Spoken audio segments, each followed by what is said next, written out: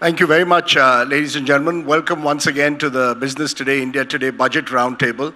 To get an opposition perspective, we are joined by the perspective of the largest opposition party. We are joined by the former finance minister, nine-time finance minister on 9 budgets that he's delivered. Please give a big hand to Mr. P. Chidambaram, the former finance minister. Appreciate your joining us, Mr. Chidambaram. You're perhaps eminently qualified to dissect a budget because your budgets over the years were also dissected. So I want you to be fair and objective to the extent that you can be, and tell me what was the best thing you saw in Nirmala Sitharaman's budget this year, and the worst thing or the most difficult, the decision that you disagreed with most. The best and the only thing that can be welcomed is the income tax break she gave to 3 crore 20 lakh tax-paying income tax filers. On a selfish note, I'm one of them. So I welcome it. But that's only 3 crore 20 lakh. I think she forgot that India's population is about 143 crore. That's the worst thing.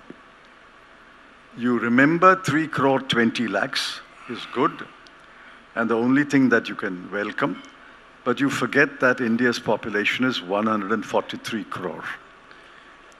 But the truth of the matter, Mr. Chidambaram, in a country of 1.4 billion people, you can't please everyone. So every budget will prioritize at that particular moment the group or the class they think will actually drive the economic engine forward. And Nirmala Sitharaman and the Modi government have taken a conscious bet on the fact that middle class savings could rise, savings could result in consumption, and thereby spur demand and growth. That's something that you and others have been arguing for a long time. We need demand-led growth. No, we have never argued that. It's completely wrong economics.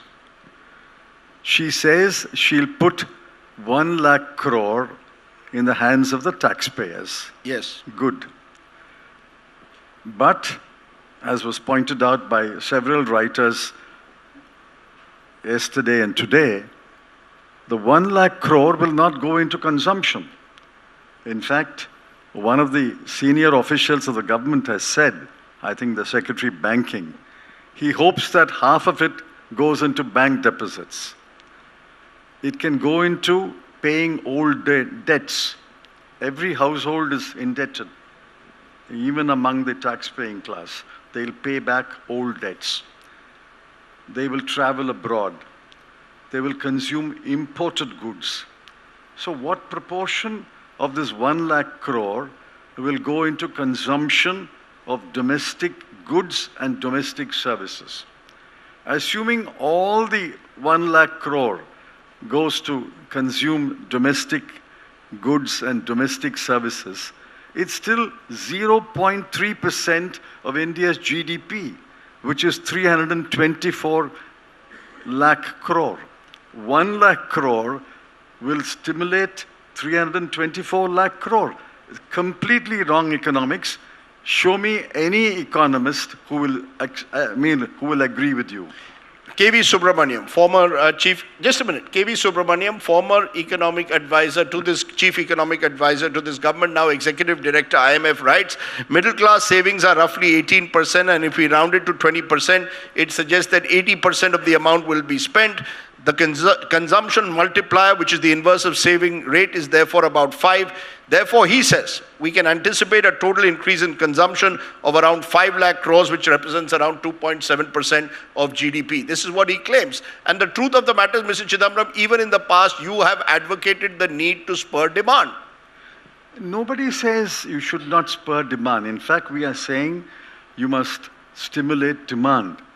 But demand among the masses of the people. Do you know that the monthly per capita expenditure, average monthly per capita expenditure, released in December 24, we are only in February, is 4,122 rupees in rural areas and 6,996 rupees in urban areas. This is the average for the whole country. If you take the bottom half, it'll be much less.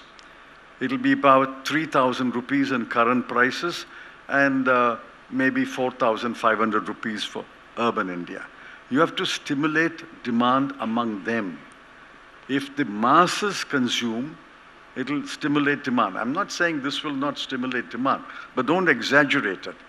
Mr. Krishnamurthy may have said that. He is wrong, and that is why I believe he's the former chief economic advisor.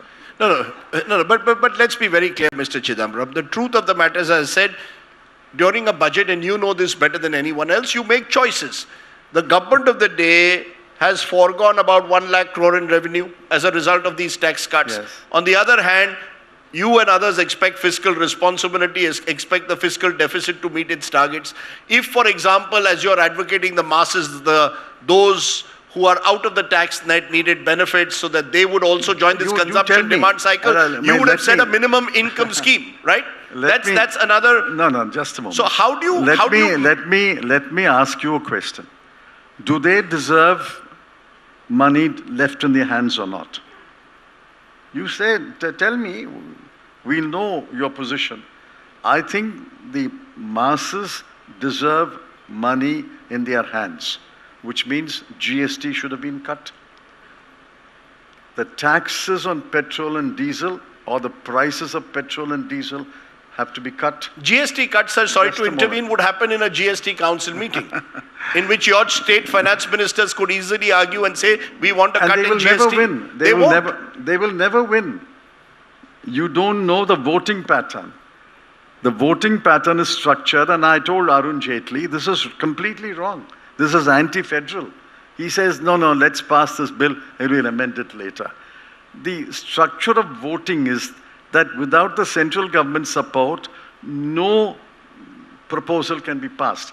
And Palanivel Tyagarajan, who represents Tamil Nadu, the former finance minister, said, if I want to get a small thing passed, I must have the support of the central government. Then we go along with whatever the central government says, because we cannot get anything passed. The structure is such that they cannot get anything passed without the central government's vote. So you would rationalize the GST regime? I'll tell you 4 things I would have done. Not all 4 things. 1 or 2 of the 4 things. 1, GST cut. Now today, the Revenue Secretary says, yes, GST rationalization is due. We have been saying that for the last 2 years. He said it today. GST cut. Or petrol and diesel taxes or prices reduced. 3, statutory minimum wage raised, or Maganrega wages raised. You can't do all 4 things in the same budget, but you could have done 1 or 2 of them. I'm not grudging the middle class getting 1 lakh benefit. But what about the remaining 142 crore people? You know, it's easier said than done. It's easier done than said. No, if you have the will, you can do it. Sir, a minimum income that you're talking about, which you are almost like a minimum income guarantee scheme. No, I'm not saying that. No, effectively that's what you're saying. No, I mean, how are you going to put money in the hands of those who you say are out of the tax net? I just said that. GST cut will benefit everybody. Because everybody, poorest and richest, pay GST for every service, every goods, there is a GST. A GST cut would have put money in every pocket.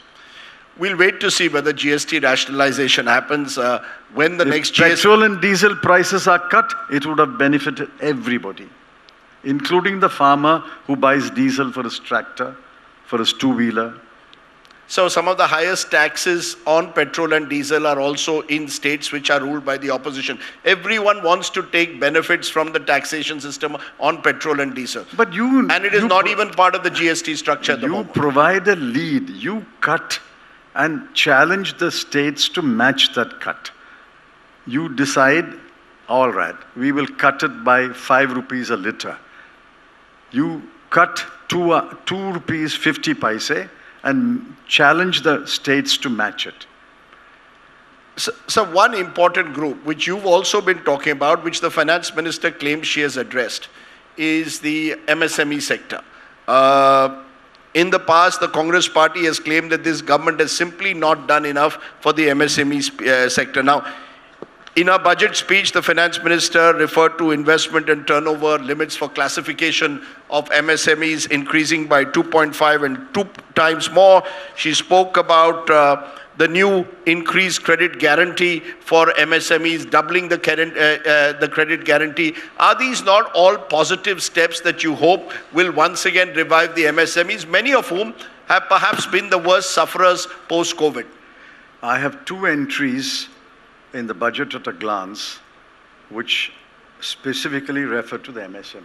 Mm-hmm. One is raising and accelerating MSME performance, RAMP.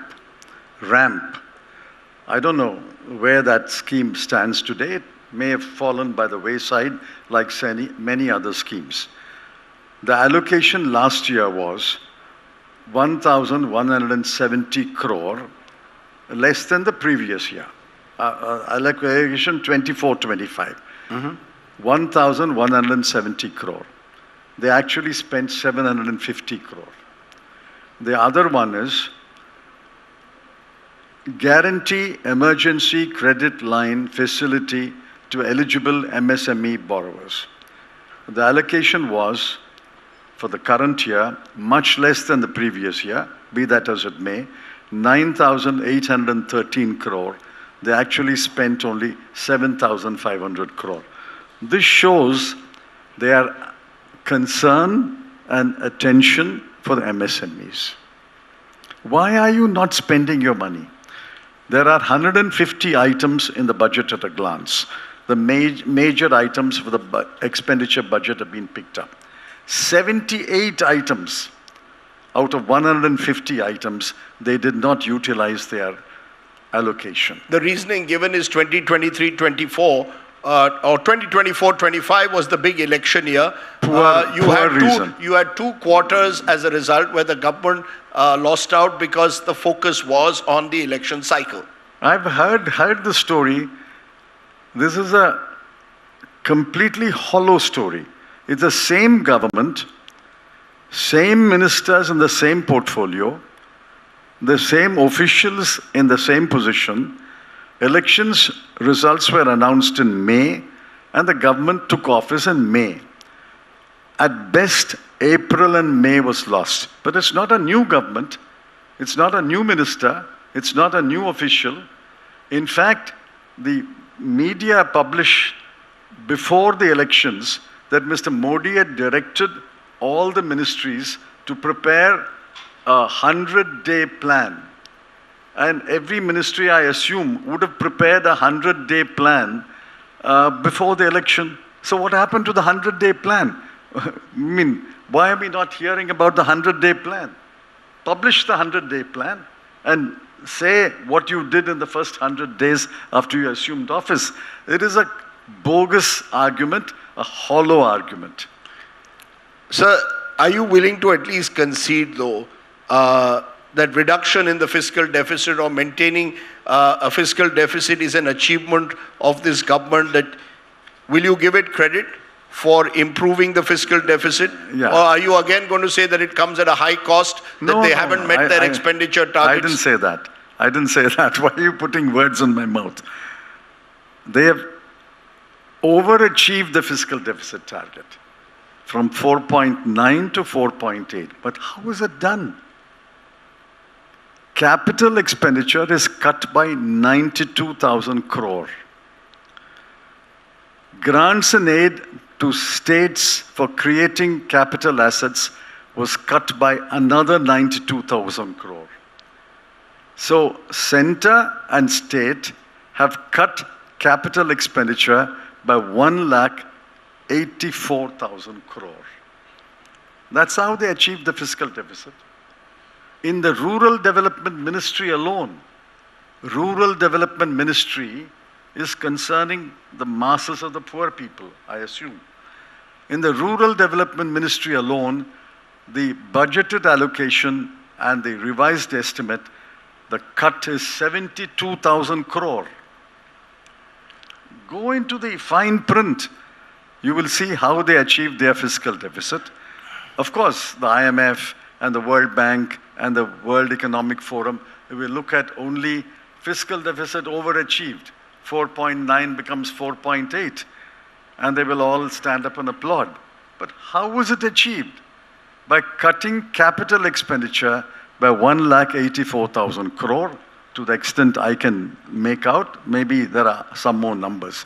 Please remember, tax cut has a multiplier effect of 1.1. Capital expenditure has a multiplier effect of 1.3. Every rupee spent on capital expenditure has a multiplier effect of 1.3, rather than consumption expenditure has only 1.1. So the fact though is, and I read your statement when the chief economic advisor, the current chief economic advisor, gave his economic survey, saying that he had done some plain speaking. You were quite willing to give him an element of credit for the economic survey, particularly when he said that the government should get out of the way. Yeah. The truth of the matter is, we've heard this for the last 30, 40 years, including when you were, with due regard, the finance minister of the country, that we actually need less government. The truth of the matter is, every government that comes to power in its budget brings in more and more schemes. Wrong again. The day I became Commerce Minister under Mr. Narasimha Rao, I think I became Commerce Minister on June 21. On July 4, we abolished the DGFT. 1991. I mean, 1991. Yes, no, that's exactly what I'm saying. That's 1991. Successively, you've also been finance minister. You said you have never done it. No, I never said you've never done it. I said over the last 30 years, a number of the promises of the government getting out of the way, as you praise the chief economic advisor, are never met, because every finance minister wants to come up with his or her new schemes in every budget. I confess that when I abolished the DGFT, I was not finance minister, I was only commerce minister, but I had the support of the finance minister.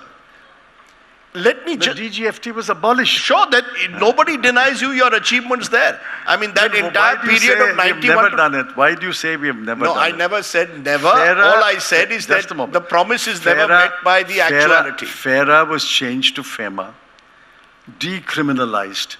Now, in the last government, Mr. Modi's government, they have criminalized one section of FEMA.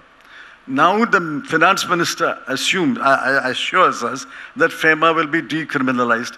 Why do you take a decriminalized law, criminalize it, and then say 3 years later, I'll decriminalize it? Why do you do that?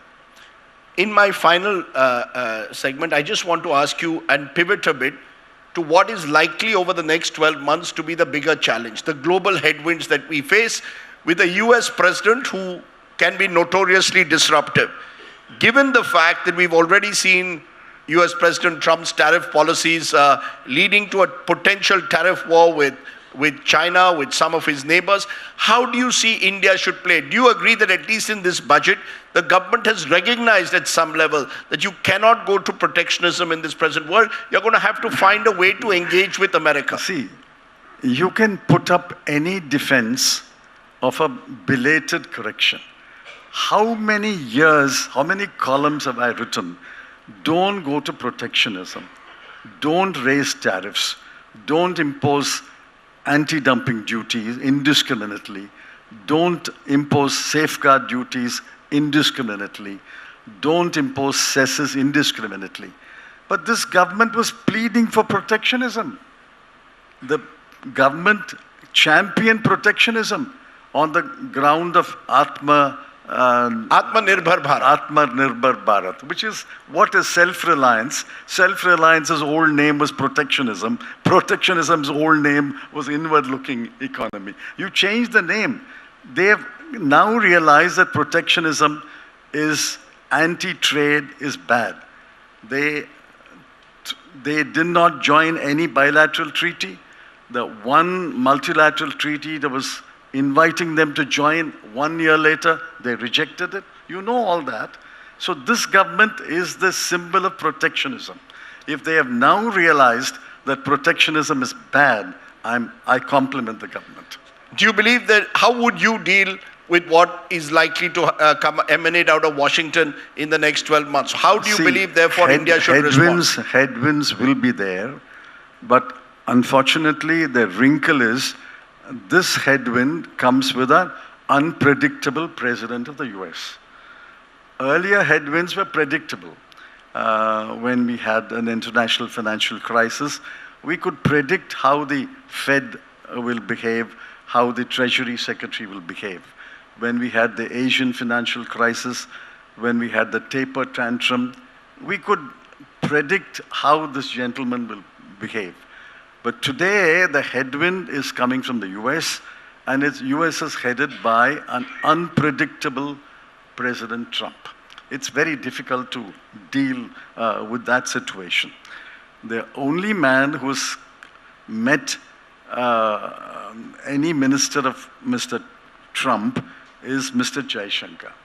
So only he can give you a ground situation or a feel of what it's like to be in Washington after January 20. I don't have that feel. When Mr. Modi goes there on February 12, he will get a better feeling. But you have to handle him very carefully.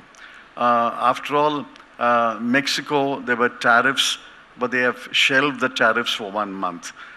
He has said India is not included in the first round. First round.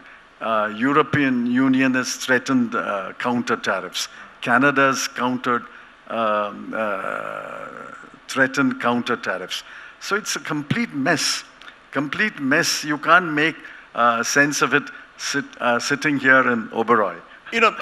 But the worry I have is, given the nature of Indian politics at the moment, which is hyper-polarized, hyper-partisan, and in general, politics is defined by the one line that where you stand depends on where you sit. Given that you're in the opposition versus government, let me give you an example. I remember when the rupee was falling and you were the finance minister and you were attacked by Prime Minister Modi and others. The Prime Minister then compared, in fact, the falling rupee to the age of Dr. Manmohan Singh. Was it right? No, just a minute. Now was he right? No, it's not. Just a minute, sir. Now, of course, the rupee is falling even further. The question I ask you, is it at all possible to build any kind of consensus in economic policies given the kind of polarized environment? We saw what happened with farm laws. We've seen it, what's happened in the past with FDI and insurance. Governments say one thing when they are in the opposition and say completely the next thing when they are in the power. I'll have to live. I have to catch a flight, I told you. It is possible, provided the government invites the opposition parties for a closed room discussion. For example, if the Prime Minister is going to the US on February 12, he should invite half a dozen leaders, not all the parties, half a dozen leaders of 3 or 4 major parties, and say, this is the situation, this is what I wish to approach it. Would you have your inputs? I think that habit has been deliberately discarded by this government since day one.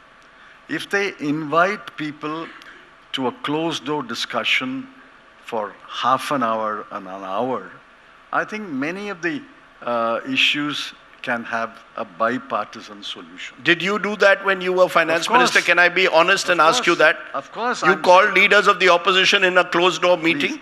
Yes, I'm saying so. When I became finance minister, the first gentleman I met was Jaswant Singh, and then Yashwant Sinha.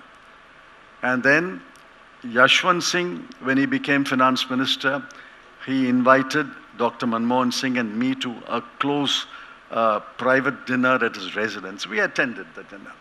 But all that has vanished after Mr. Modi took over.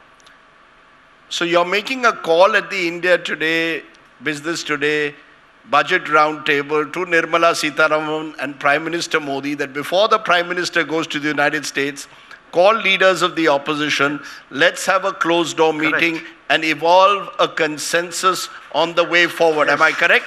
Yes. I'm saying he did not announce it. He need not announce what the consensus is, but he can listen to them and take their views, share his initial impressions, and then go to the US. At least the US will know that there is a bipartisan consensus behind the messages which Mr. Modi is carrying to President Trump. Okay, Mr. Chidambaram, I know that you've got to catch a flight. You've come despite that to this event, and I think you've at least given the impression that we could even have a constructive opposition and hopefully a less unilateral government as well. Maybe that's the way to take the economy forward. Thank you very much, Mr. P. Chidambaram, for joining us. Thank you so much, Mr. P. Chidambaram, and thank you so much, Rajdeep, for that exciting conversation.